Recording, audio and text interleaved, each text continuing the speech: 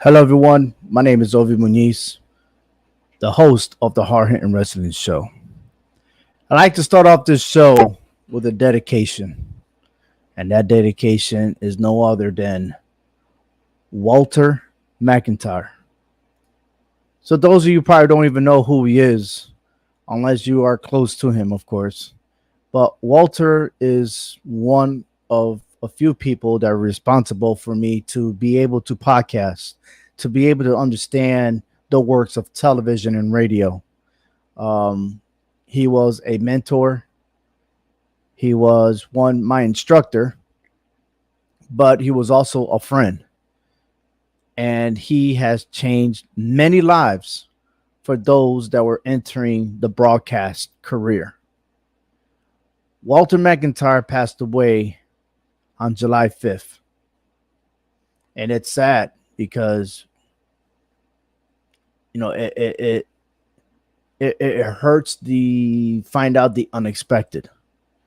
And I tell you personally, this guy got me to the right path, to the right people, to become who I am today in the broadcasting industry. So I'd like to take a moment in time, a little bit of silence, and honoring Walter McIntyre, not only for myself, but every person that he had changed. He was an instructor of Connecticut School of Broadcasting. He worked at the Hartford Yard Goats minor league system and had done tremendous work around television around the globe. Rest in peace, Walter. You will be missed.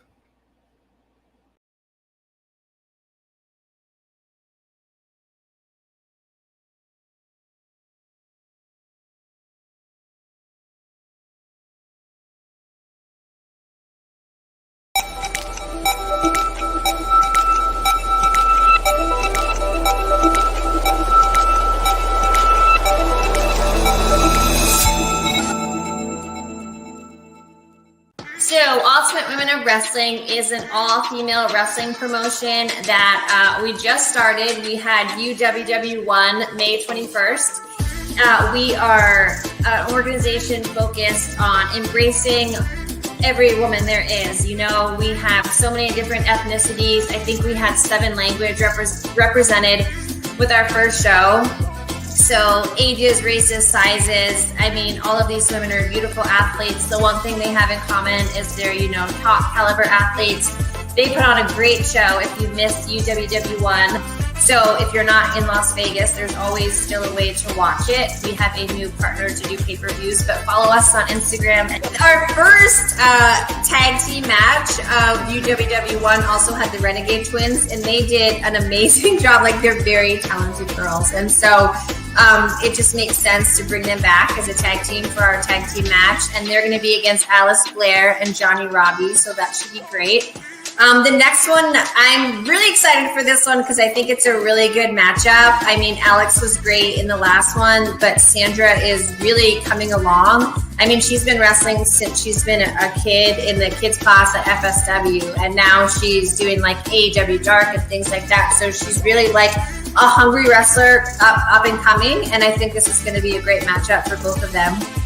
And then Maserati's back with Zeta Zhang. So, I mean, they're both amazing. I think this is a good matchup. I think we did really well on both cards, where it's not like you look at the card and you're like, oh, why are those two even against each other? I think they're really well thought out matches and really well matched. So it's going to be a great experience for both of them. And you never know who's going to come out on top. I guess we'll see who's hungrier. But then getting to the back end of the card, we have Viva Van versus Christy James, and super excited to have Viva Van for the first time. She holds a lot of titles right now, I know, on the West Coast, so I'm super excited for that. And Christy had an amazing match against Santana Garrett with UWW1, so I know that Christy didn't come out on top, and so I think she'll probably just be hungrier than she was for the first one, so I think that'll be a good matchup.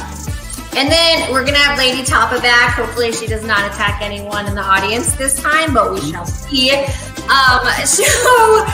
she's going against Milo McDaddy, who was trained at Santino Brothers. So we're super excited to have her come on. Lady Top is probably a little bit bigger than her, but Milo's up for the challenge, and she's really happy to be with UWW for this, and hopefully we'll see how she performs in the ring. And then, like, our main event is, I am super excited for this one. I mean, this is going to be great. We've got Big Swole against Diamante, two both, you know, really big names in female wrestling, and I think that a lot of people will be very excited to see that matchup.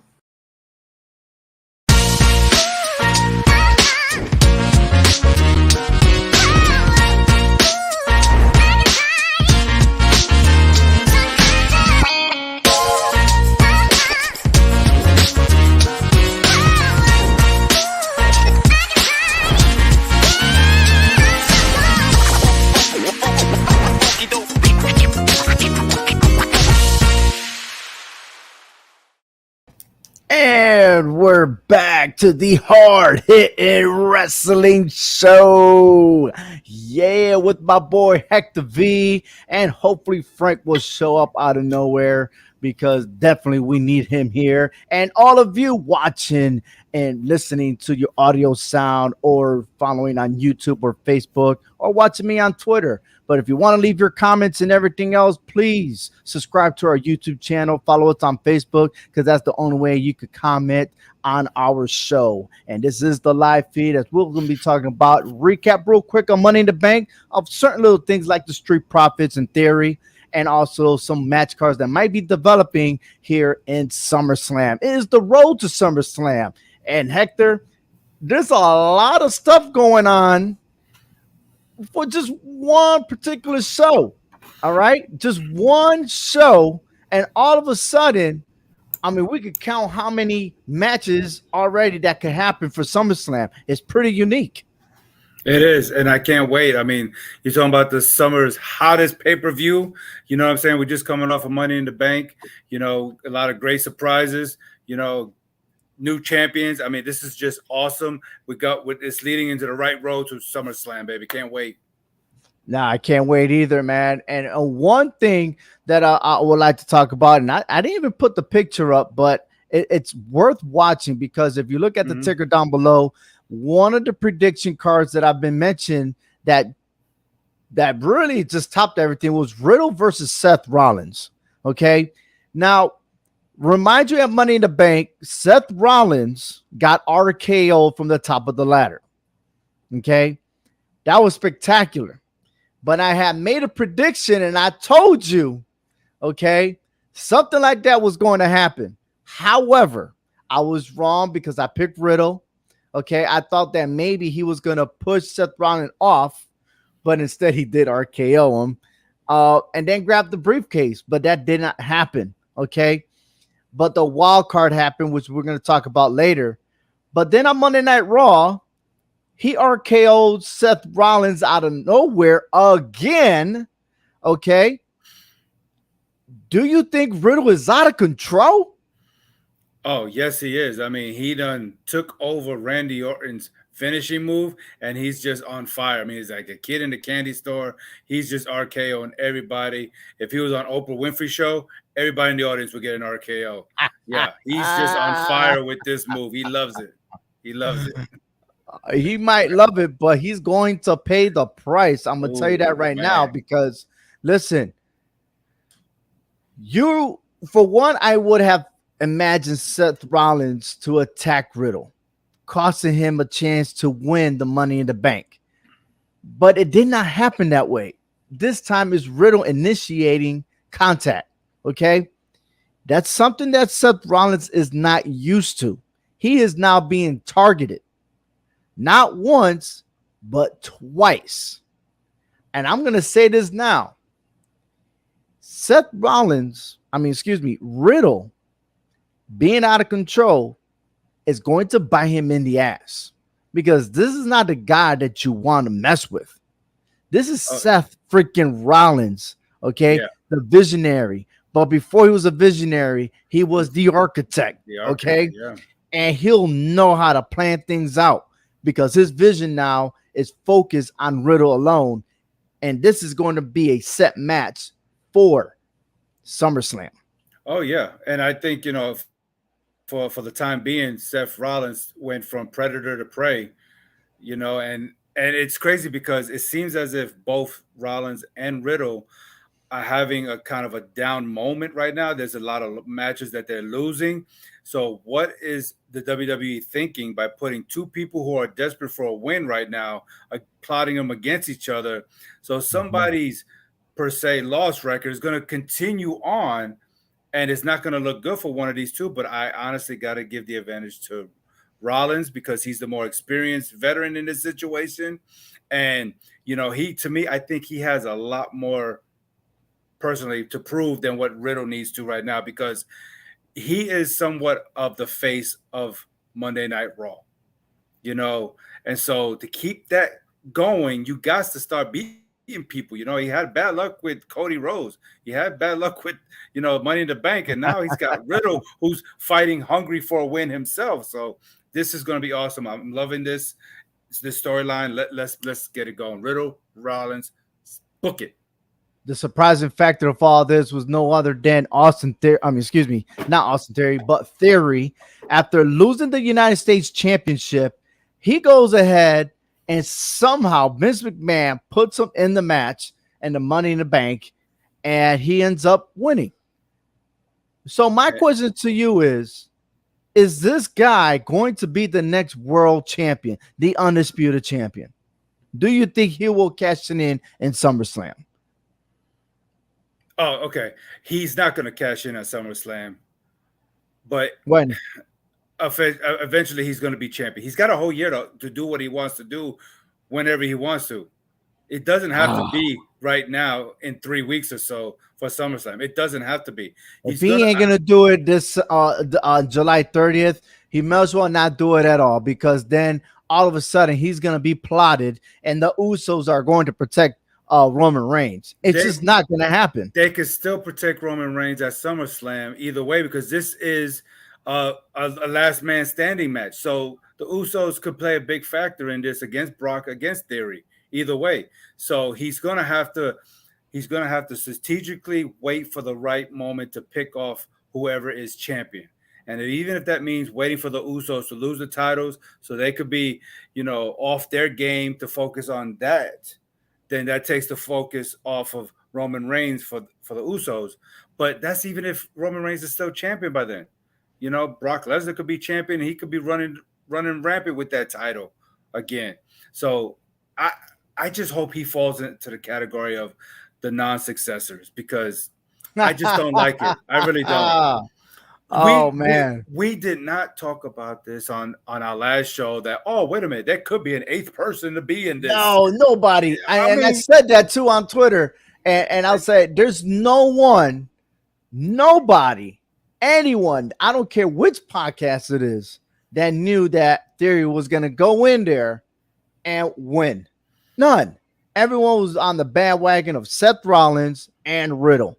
yeah, Nobody else was getting, because look, I canceled out Drew McIntyre because he already got a title shot happening and once they get to Europe, right? right. Um, and then Sheamus with his crew and everything else, which you called it. You called it. Okay. His little rugrats came to try to help out. Okay, and still failed. Okay. But yeah, I think this could be a possibility, man. And like I said, if you follow me on Twitter, you should have seen this picture. Can he capture it all? Now, many are automatically saying no. Well, it's never been done before, but you can never say never. Okay. Roman Reigns captured both golds. He made that obvious that in order to be champion, you got to be champion on both brands. Okay. Right. And he has a match with Bobby Lashley for the United States Championship, and he's able to cash in the Money in the Bank briefcase in the last man standing. And I think being the last man standing is going to take a toll on both superstars, Brock Mhm. Lesnar and Roman Reigns, and he should cash it in. That's all I'm saying. But I- what if somehow Theory is, let's say,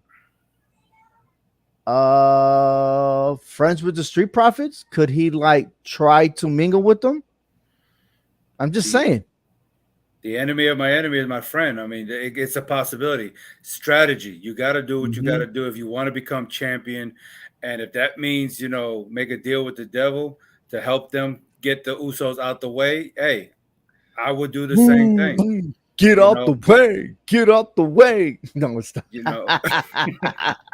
I had But to say that, man. I But mean, but imagine a superstar having all three championships. it I will. mean, has it been done? Yeah, I don't think it's ever. No, two of them, of course, at the same time, Right. but not all three. Yeah, no, definitely not. And Theory would definitely set himself on a plateau higher than anybody else at his young age if he was to do that, to Hmm. recapture the United States title, to hold that title, and then go after and cash in. Yeah, I mean, like Seth Rollins said, and I agree. SummerSlam is the best time to cash in because somebody's going to be out of it. But who's to say the other the loser of that match doesn't help the winner, from being cashed in on just because they want to keep that rival going. So there's a lot of possibilities that to me doesn't favor Theory at SummerSlam, but he's gonna have to wait just a little bit longer, but not long enough for Cody Rhodes to come back. He's gonna have to do it before Cody Rhodes get back because if not, It then works perfect if he is champion, and then that way Cody Rhodes, because Cody Rhodes was about to defeat Theory if it wasn't for Seth Rollins to interfere. right. So, but yeah, there's more on that. And Bobby Lashley versus Theory is a set match for United States Championship. Um, I say that if they lead off of the show with this match, I promise you Theory is going to cash it in. And That's I the agree. only way. That's I the only agree. way. I agree. I Yes. mean, you even called it. You called it that Bobby Lashley was going to win that title. I didn't think he was going to win it You're because welcome, by the way. because I didn't think that he was going to be the eighth competitor.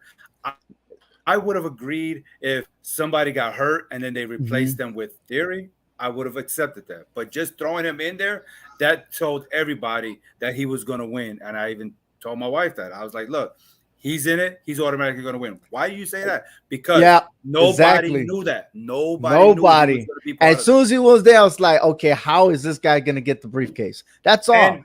And I was the only curious because and I everybody else still get canceled. You're right. and I did not even see it happening, Hmm. even when he lost the belt that night. I did not see it. No, I could not picture, oh, wait a minute, is he going to be a surprise entrant? No, I wasn't thinking that. I was just no. thinking, damn, Ovi was right. He won the belt, which was scratching my head. How did Lashley just get that belt back? I thought Theory was going to be champion for a while, And but the one thing that bothered me before we move on is he never qualified in the Money in the Bank. That's dumb.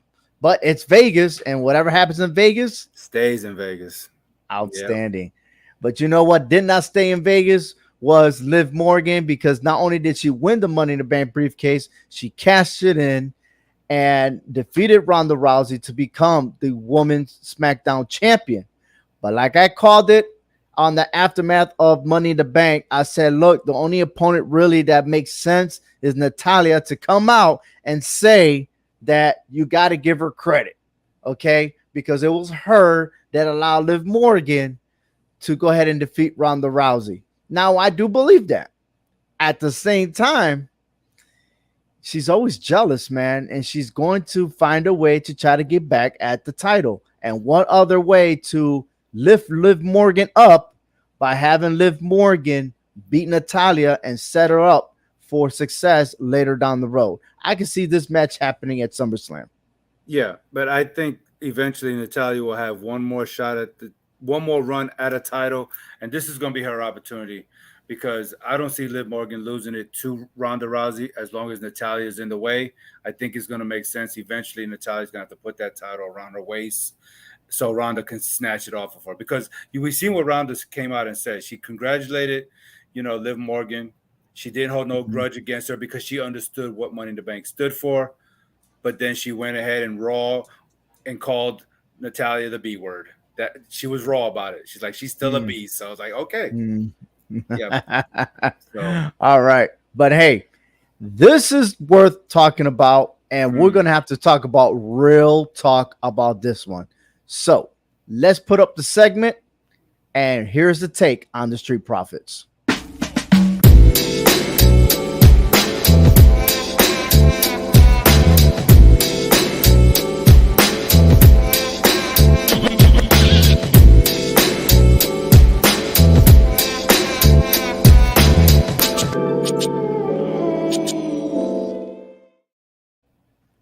So on Money in the Bank, the Street Profits had a chance to win and become the undisputed tag team champions, but it just failed.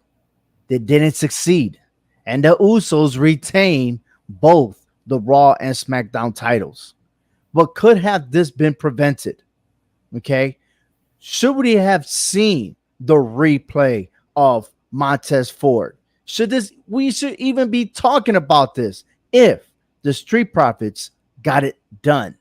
And if you look at the faces during their post interview of Money in the Bank, Montez Ford was speechless.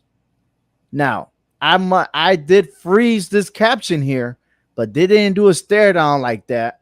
I mean, it was a very brief moment, but it just feels like Montez Ford was self talking to himself, and maybe I could relate about how Dawkins failed to protect Montez Ford for the 3 count. And that's why I'm gonna that this is the talk right now. Okay. And Hector, I was looking and I replayed the match and then compared to the other matches in the tag team. Okay. When someone's going for a 3 count, your partner's supposed to go on the other side of the ring and protect that 3 count for somebody else to interfere. That did not happen. Hawkins went down and almost tried to get out of the ring. Okay. Do you think enough is enough for, like, for example, Montez Ford to be like, look, I'm doing all this work, I'm flying everywhere, landing, doing my signature move, and I still can't get a 3 count win? Do you think it's over for the Street Profits, the relationship between Montez Ford and Angelo Dawkins? I believe so. I think we've been talking about this for quite some time, almost about over a year. That this is not working out anymore. I went as far as saying that Montez Ford was going to turn heel, and I still believe it. I mean, this is just making it more evident for me that it's going to happen. I think he feels that Dawkins is just the weight holding him down. Dawkins to me is not pulling his weight. Montez Ford is doing all the work, all the high flying, all the sacrificing, and it's not getting them anywhere. They play around too much. There's too many games involved, not enough seriousness. We've seen that even when they were champions. It's just enough is enough. And sometimes you got to be able to part ways if you want to grow successfully. If you have dead weight with you, you have to be able to get rid of that in order to progress, because you got so far with this person, but you don't know your own potential until you're out there on your own and seeing what you can do. We've seen a lot of great tag teams break up, and one of the two became successful. Bret Hart being one of the main ones. Okay, he was a multiple-time tag team champion at the Hart Foundation, but then by himself, Intercontinental Champion, World Heavyweight Champion. Okay, so it can happen. Shawn Michaels the same way with the Rockers, and then becomes a Grand Slam champion, Hall of Famer. Montez Ford is the man. He can do it. Dawkins, to me, I hate to say it, but is dead weight. We will always remember the Street Profits, but now it's time for Ford to do his own thing. Too many red solo cups, man. Too many. Too much drink, and you lose focus, and that's a wrap. And we could relate to that in real life. You work so hard as a team member, and someone in your team don't want to pull the weight. That creates stress for everybody. Okay, it don't matter what organization you're in, a small team, a large organization. Everybody has a role, right, in order to accomplish their task, their mission, or anything else like that. All right. Mm-hmm. You're wearing that Army shirt. Of course, you are a veteran, just like I am. We had to put a lot of weight because somebody else couldn't do the job. Right. Exactly. And I was going to say, the Army has taught us you're only as strong as the weakest link, and right now Montez is only as strong as weak as Dawkins is. And we're not going to see his potential until he gets rid of him. I'm sorry. Yeah. As great as, because to me, they didn't really prove too much as a tag team. They only held those titles for a long time because there was not much competition, okay, in the ranks of the tag team division. So, but yeah, absolutely. And you talk about Montez Ford being singles competition, right? If you pay attention to Saturday night main events and Sunday stunners, Montez Ford has actually wrestled solo. he went ahead and lost to Omos. He did lose. He did get an opportunity to go for the WWE United States Championship against Theory, and he came out short. And this happened mid-June. So um, he got that potential. And I do expect that. I mean, once he let go of the Street Profits, let go of Dawkins, I could see Montez Ford handling his business. But only if we get Ford versus Dawkins. That's exactly Yeah, what has to happen. We yeah, saw this.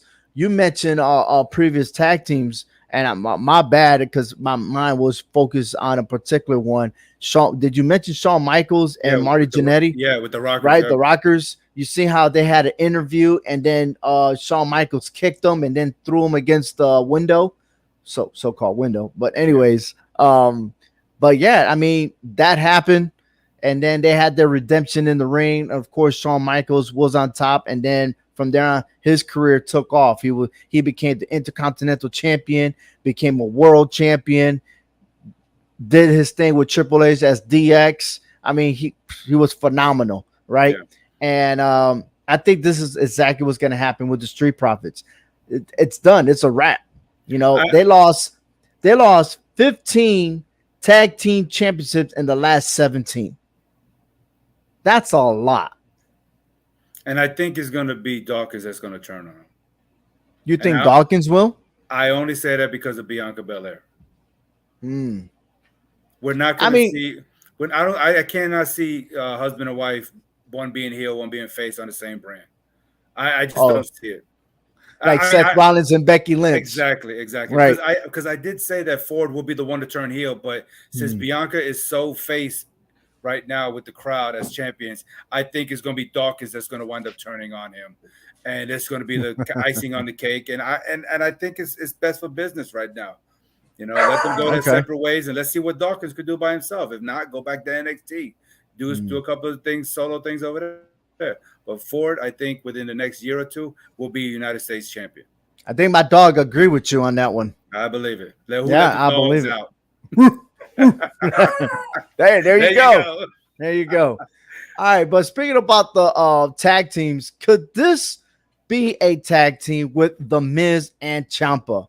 Ciampa been interfering a lot, or shall I say, cleaning up the Miz's mess. Okay, and finally, it's being acknowledged here on Monday Night Raw. They're together. So my question to you and for everyone else is this going to be a new tag team, or is this a secret weapon for the Miz against Logan Paul? Because Logan Paul has signed a contract with the WWE, and I think it's going to be him versus the Miz at SummerSlam. Yeah, I agree. And I think Miz is just using Champa like he's used everybody else he's ever been with. But how could he be using him if we haven't seen the Miz mingle with Ciampa anyway? That's the That's what I'm thing. saying. That's what I'm saying. I think he's using Champa just to get what he wants out of whatever he's trying to get. Um, But because I'm I think saying, how is he using them if they didn't even interact until Monday Night Raw? Like, how many times did the Miz get into some shit and Ciampa came out of nowhere and started whipping ass? I mean, how many That's all I'm times did, saying. Nobody. I don't think anybody invited him. Ciampa invited himself. yeah, but I mean, how many times has Miz intermingled with Logan Paul? And you know, Oh, that's look different. He look what gave happened. him the invitation. Look what he There's a did. difference. He Miz received is it. I don't think the Miz will do anything stupid against Ciampa. Trust me. I think he will. I No, think he won't. Miz is stupid enough. I mean, he's a snake. He'll He's a get snake, but you don't want to mess around with a snake against Ciampa. I'm telling you that right now. Miz is about making enemies, and he don't care who it is. He's just as long as he gains what he needs to gain out of it, you Mm. know, just to put himself on a top pedestal. Ciampa's gonna Look, figure it out. Ciampa will figure it Ciampa. out. Now, maybe that was maybe he saw an opportunity and now he's taking it. Maybe he'll use the I mean, Miz. to me, Miz was using Morrison, and I think it took a while before Morrison had to figure it out. Yeah, and look where Morrison is now. Drip, drip, somewhere else. Deuces. But hey, he could talk all the shit that he wants, and have Ciampa do all his dirty work and everything else. But the one person that's talking shit that has to back up at SummerSlam is no other than Pat McAfee, because this dude for the last 2 weeks been dogging Corbin, and maybe Corbin does deserve it, but why would you try to instigate and make matters worse? And that's what happens when you run your mouth. You better be able to back it up. And Corbin was frustrated, and nobody saw this coming because the show was over. But Corbin went ahead after Theory had his Money in the Bank celebration and did end of days on Pat McAfee. And that what made it official that we will see Pat McAfee versus Corbin at SummerSlam. Yo, you got to cash in, man. Cash in where your mouth is, or don't say shit at all. And I'm going to tell you right now, I'm telling you my pick automatically. Happy Corbin will win at SummerSlam. Yeah, I mean, because you see, Pat McCaffrey, he beat Theory, it was all a setup, but I think this will be a bigger win for Corbin. He needs it. I just want to see the old lone wolf back, man. I want to see that aggression, and he did it. I mean, we see Pat McCaffrey after the show was over, left with a neck brace to go watch MMA. I mean, come on now. Yeah, man, he went along with the McMahon family, sitting in the front row with a freaking cast around his neck and everything. I'm like, what? He didn't have that in his show. And that what got me to start searching around, like, what the fuck happened to him? And then all of a sudden, I see a video of a live footage, whoever was there at Money in the Bank, where Corbin went ahead and did end of days on him. And I'm like, well, look at here. So this is what happened. And then the day after, it was already an official match. And I'm like, okay, here we go. Now And we're talking. I know we're not talking about football, but didn't Corbin play for the Indianapolis Colts? Or he was on that They roster? both played in the Colts. And I think it was somewhere in Yes. 2009, something like that, somewhere Uh-huh. around there. Yep. Mm-hmm. So look at that. Somebody's going to Yeah. get punted for a field goal in this match. Well, you know what? To be honest with you, when it comes to football, Pat McAfee stayed a little bit longer. Yeah. Okay. Yeah. Again, but he was just a punter, right? That was it. However, the only person here that had more successful in the WWE is Corbin. You're talking about the king of the ring. You're talking about a former United States champion. Money in the Bank winner. Money Bank winner that failed to cash in because of John Cena got in the way. I mean, there was so many factors, and then you're talking about a guy that hit rock bottom that actually went back in his feet and probably still didn't learn his lesson. But the fact is that maybe this is the match that turned Corbin's career around, and maybe we get to see him chase a world title. And it's crazy you say that because it was a year ago to this day that you said that on the podcast that he needs something to turn around. You said that he may wind up finding someone who make him happy, Corbin, and he needs another title shot. And here we are a year later. He is happy, Corbin, like you called it. Good kudos to you. And maybe this is a shot at a title down the line. Maybe, who knows? Mm-hmm. We'll see what happens. Could the United States title be in his sights? I don't know. He ain't going after. He won't go after the Intercontinental title. He ain't gonna mess with Gunther. No, hey, I don't think anyone's is ready for Gunther, and not to sound like Oscar or anything, but nobody's ready for Gunther. I mean, Gunther came out at Monday Night Raw and defeated R-Truth, man. That was comical, to be honest with you, but that was a statement that title is going to be valued as international, not just United States. Right. And dude, Gunther's at another level, and I love it. I said I did the top 10 last month, being thankful that Gunther was the Intercontinental Champion. That was good news. And then my kids were telling me, how's that good news? I was like, because he's the new champion. He's going to take that title to another level, because eventually Ricochet didn't do it. Ain't no anyone else previous to that. Maybe The Miz did it, with his anger towards Daniel Bryan, but nobody else in the WWE could handle being the Intercontinental Champion.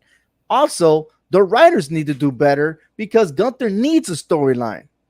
Who's going to step up to him and get a great storyline? Yep. I know. My dog's he's saying the same thing over there. Yeah, but he's giving it to the Paw Patrol over there. It's Oh, possible. he is. He But is. yeah, I think Gunther will make a big statement, and who could say we could be talking about a year later from now that he's probably going to be in the conversation for one of the greatest intercontinental champions of all time because he's not gonna shy away from any competition. You know, I'm just waiting to see who's going to be that one to step up and push him to the limit. Right. We haven't seen that yet, and I don't think we're going to see that anytime soon. And honestly, I can't wait till Survivor Series because he will be champion. And who would he face at Survivor Series? Oh, I know who. You know what? I'm gonna tell you that right now.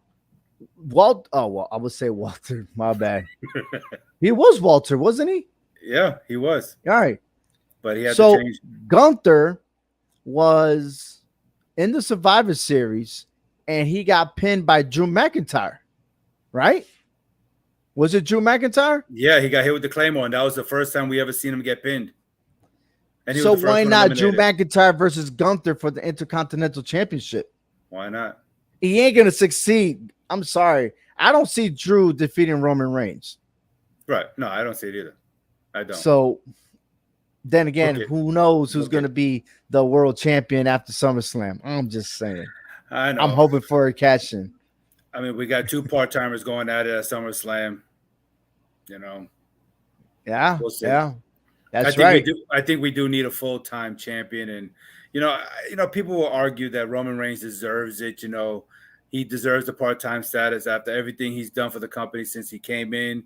With the Shield, and then But if I don't agree with it with Brock Lesnar, I'm not going to agree with it Roman Reigns, even though Well, hold on for he's a second, though. Hold on, though. But you, I got what you're saying, but yeah, he did his deed. He didn't do all his deeds yet. Hold on for because Seth Rollins was part of the Shield. John Yeah. Moxley was part of the Shield, and they're still kicking ass every day, every week. But And they're not Moxley is champions, doing though. more. Mox is doing more and different wrestling promotions. But they need to be champions? It's Well, just for the title. Roman needs the title to be where he's at, the status that he is. Well, right now his days are about numbered pretty soon. Yeah, I think so. It is. And this is going to be the main event. Last man standing, Roman Reigns versus Brock Lesnar. I'm excited for it, even though a lot of people say, oh, this again. No, this is something different, man. And every time they collide, it's like another level. It steps up and it keeps stepping up. Has been nothing to set them back as to, this ain't Goldberg. Let's put it that way. This is not a Goldberg. We may be talking about in 5 years from now. This is one of the greatest rivalries of all time. It could be. It's going to be up there if these two continue going at it because they are trading wins and trading blows against each other.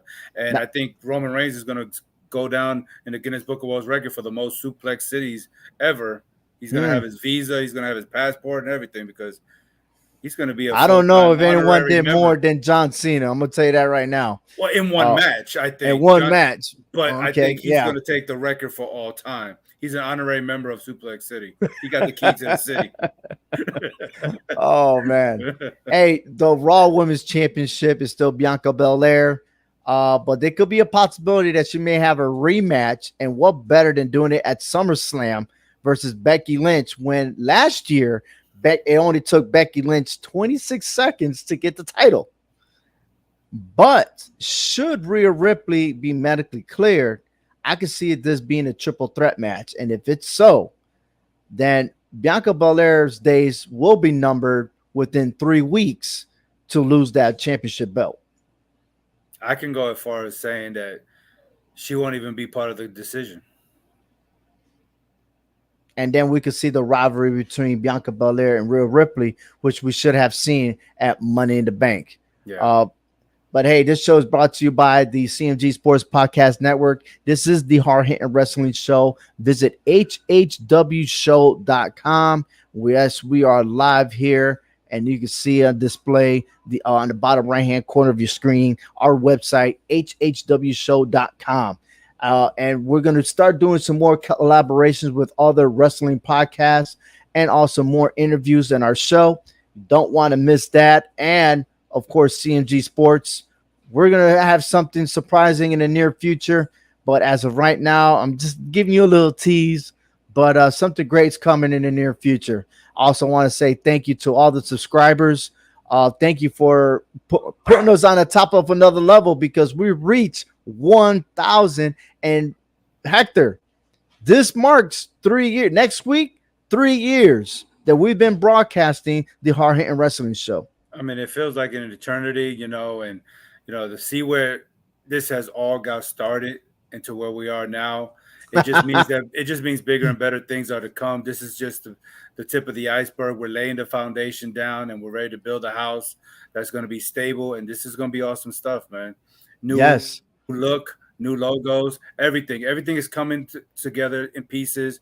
And this is awesome, man. This is just awesome to see it what we're definitely doing. is. I like to say a special shout out to Steve, the SCW Wrestling Channel, because I got to give him props because he's the one that got us involved with the Twitter family of nothing but wrestling podcasters, and also the I want to get this right, the On the Mark podcast, which a couple of months ago or so they gave me the most valuable mark on the wrestling podcast.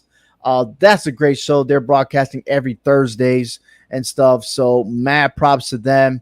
Nothing but love.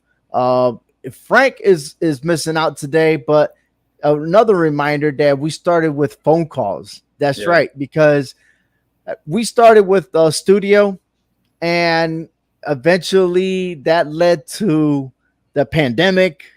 And then if it wasn't for StreamYard, and I definitely got to say what's up to StreamYard, got to give them props because I was doing a lot of research. And yep, that's StreamYard right there. Um, yo, we wouldn't be here right now if it wasn't for StreamYard. And what better to try to do your podcast and edit videos and everything else, provide just like an actual studio, but you could do it at home on your computer. So thank you, StreamYard. And also want to give a special thanks to Jenny Santana for being on our show a couple of weeks ago. This Saturday, July 9th, 8 o'clock p.m. Pacific time, is the Ultimate Woman of Wrestling. If you want to see it, if you're nearby, you want to catch it, you want to go to the Sahara, go ahead and purchase your tickets at uwwevents.com, or you could go and stream online. Just visit their website for only $5.99. You want to do it now before the price goes up. And it goes up to $10 for just one event. But look, Saul Guerrero is the daughter of the late Eddie Guerrero. We already interviewed Jenny Santana, who is the daughter of Tito Santana. And then Charlie Haas is the one that was a former tag team champion with Shelton Benjamin. He's going to be commentating. There are 6 awesome matches with Big Swole versus Diamante as the main event. So you don't want to miss that. And then again, you can follow them on social media. And of course, you can listen to us, hhwshow.com. The predictions is out there, so you want to tune into our YouTube channel. And now, coming up, it is the Mr. SummerSlam semifinals. And I'm hope Frank is still on there so he could, make that the final decision as we're going to recap real quick the 4 finalists and who will be the Mr. SummerSlam, the GOAT. That's right, the greatest of all time. That's right. Check it out.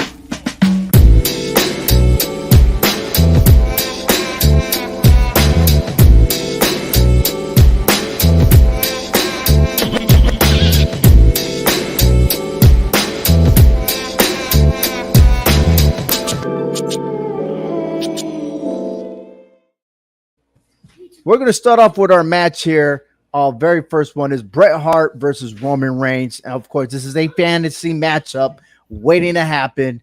And look, if you take Bret Hart at his prime versus Roman Reigns of right now, who do you think is going to win this match, Hector?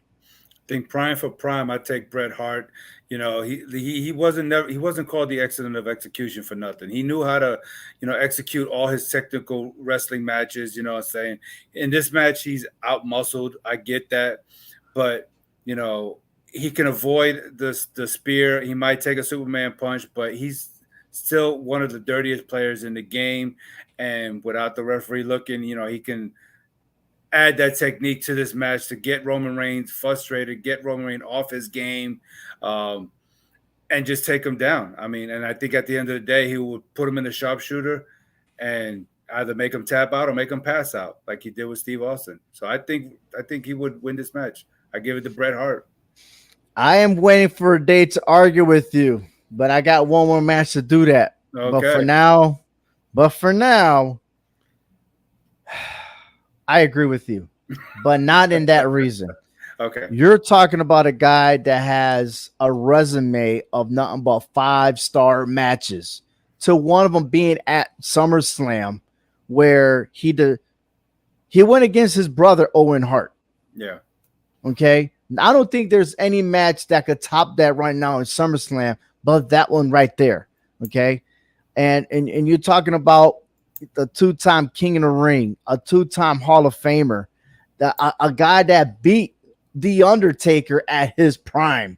Hmm. Okay, I mean, even before he converted to be the American Badass, Bret Hart took names and people feared the Undertaker. Okay, but Bret Hart beat him.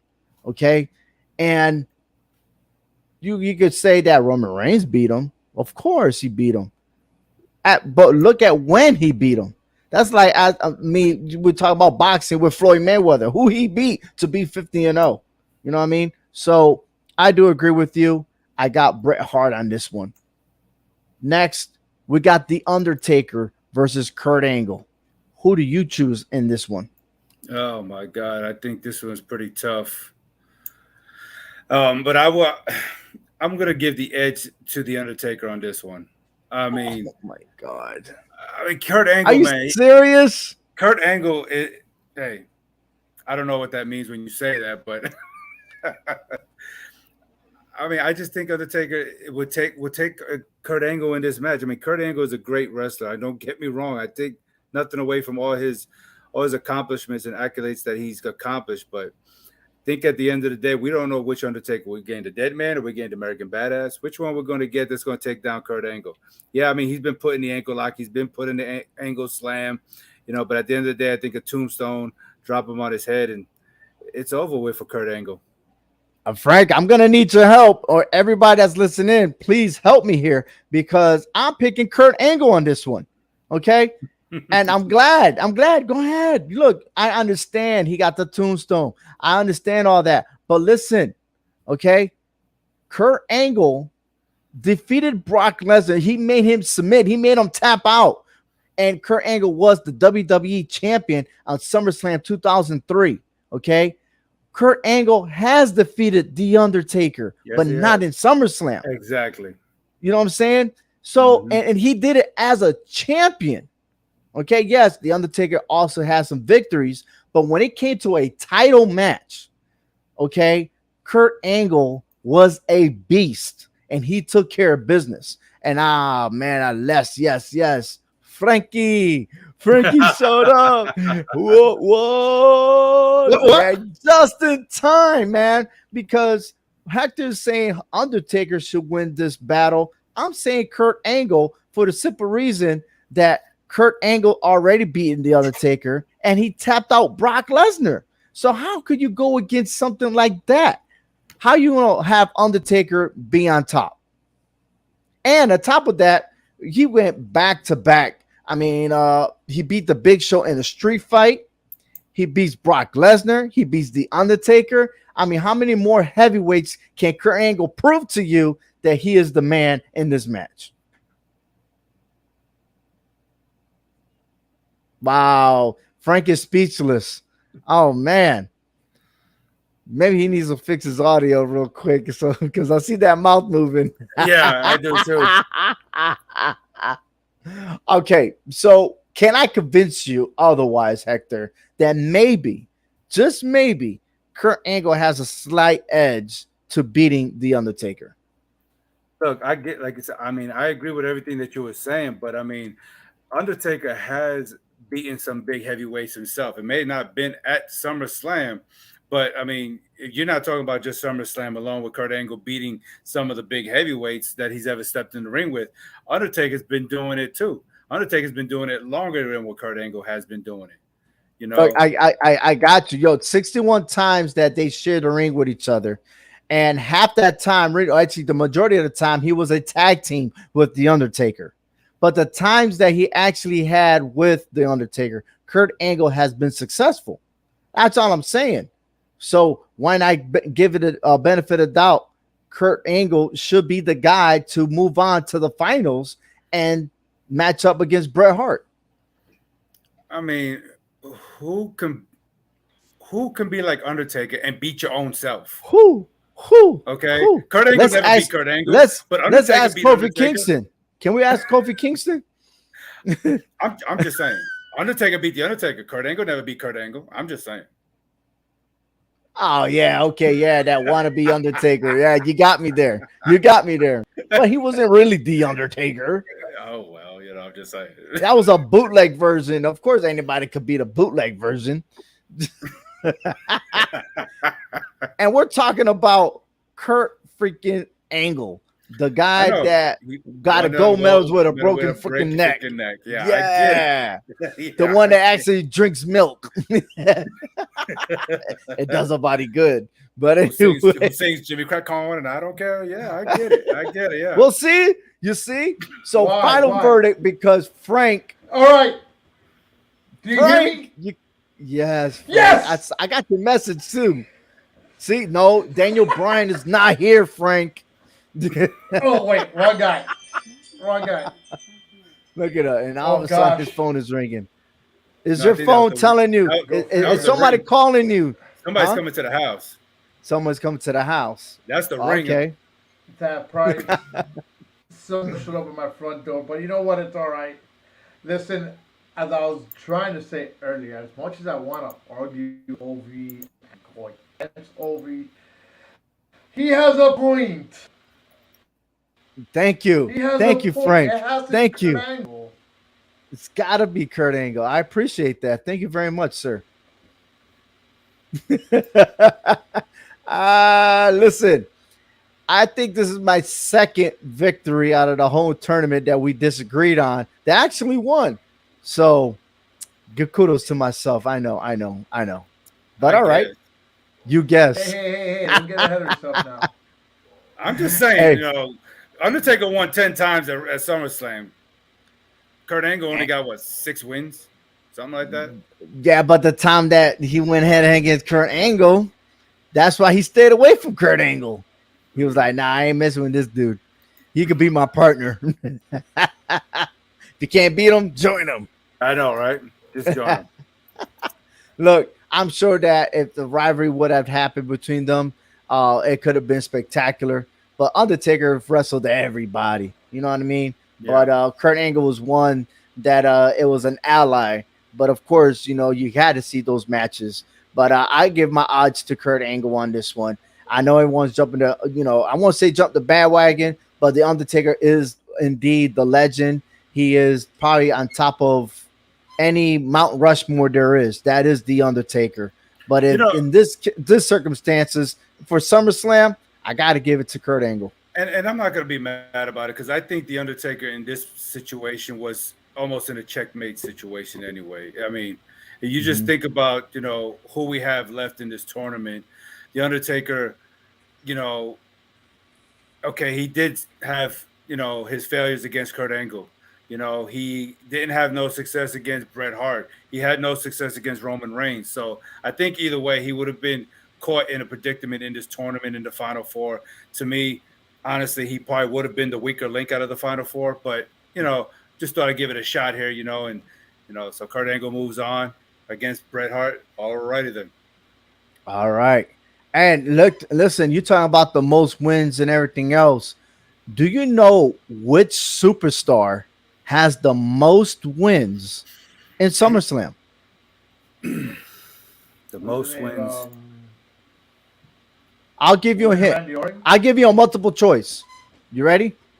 No, You ready for the multiple choice? I think I know the answer to this one. I think I know the answer. Okay, let me see if I can narrow it down for you. You ready?